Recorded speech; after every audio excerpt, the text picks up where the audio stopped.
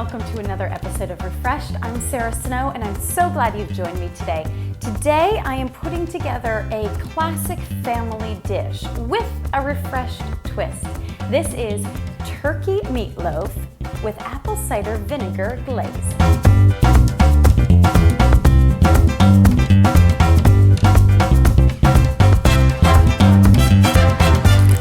Okay, the first thing I'm going to do is chop one small onion, or sort of a medium-sized onion, and one stalk of celery.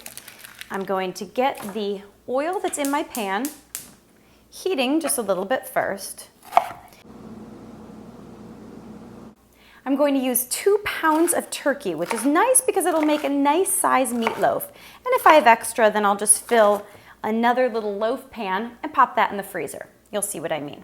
Okay, so start off, I'm gonna get this onion in my pan. Let that start cooking, and then we'll add the celery.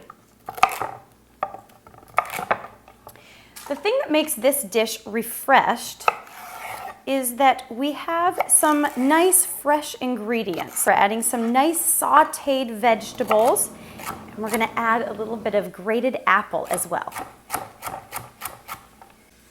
Now, I want my vegetables to be chopped really nice and small because I want those to cook up really well and to not mess with the texture of my meatloaf. I still want that meatloaf to pack in there, so you want to make sure your vegetables stay small.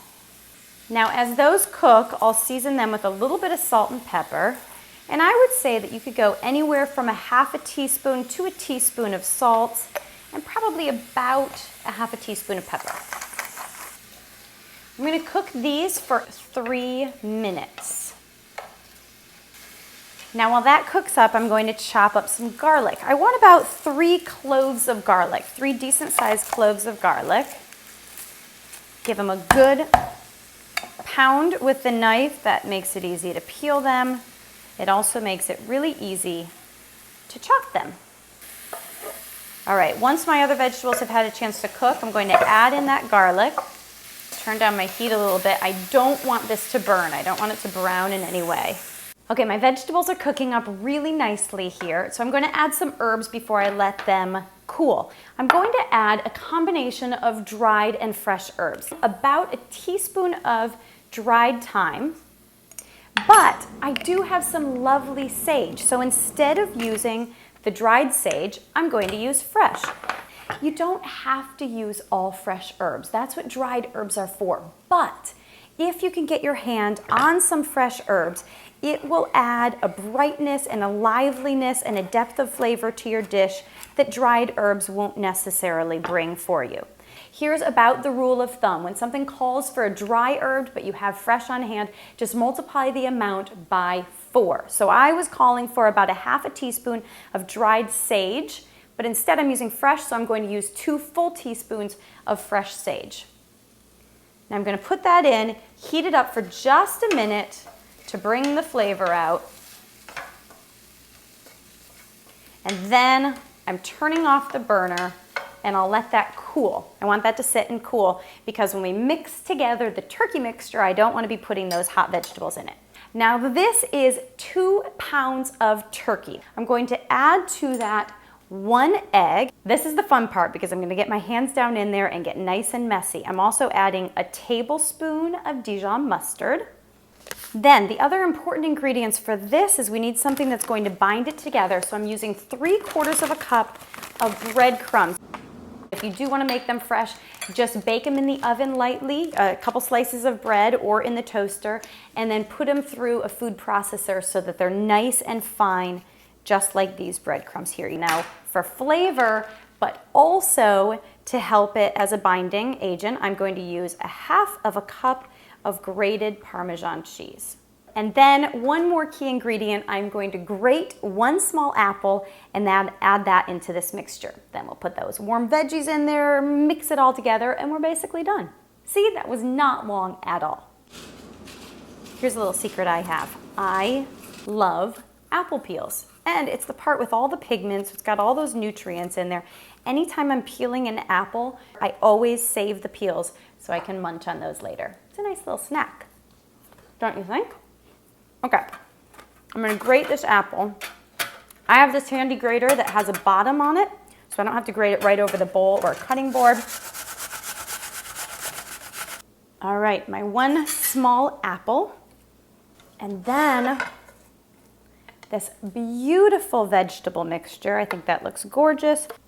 Now that everything is in here, this is when it's time to get messy. The other reason I let those vegetables cool first is because otherwise they would be burning my hands right now.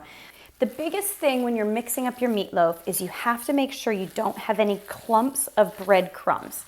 So this part right here will gross some people out and you'll be tempted to use spoons or spatulas. It does not do the trick. If you're willing to eat it, you have to be willing to get down and dirty with it. You have to use your hands to really make sure the breadcrumbs are broken up in there.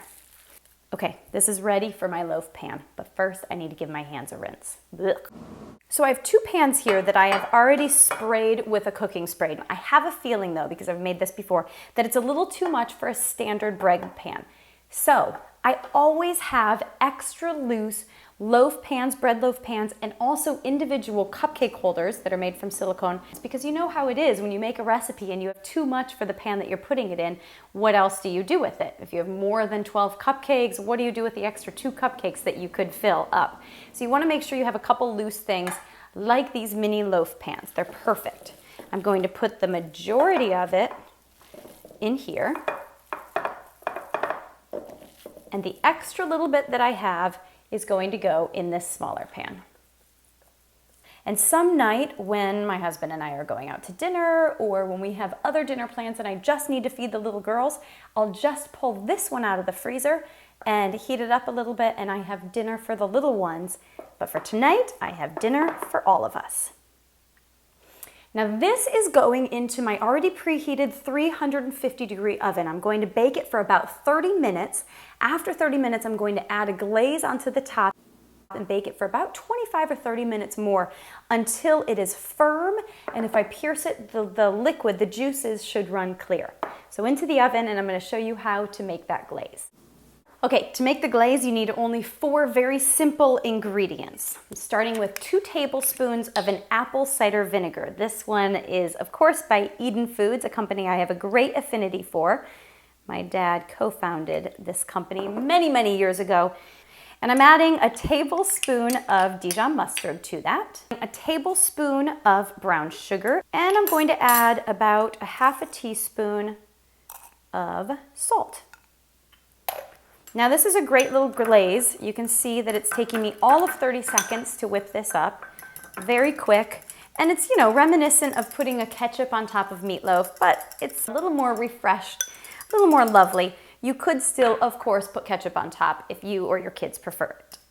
So this is what it looks like when it comes out of that 350-degree oven. It baked for 30 minutes. Then I put the glaze on top and I let it bake for about another 25-30 minutes. Sometimes it's helpful to drain a little bit of that liquid off.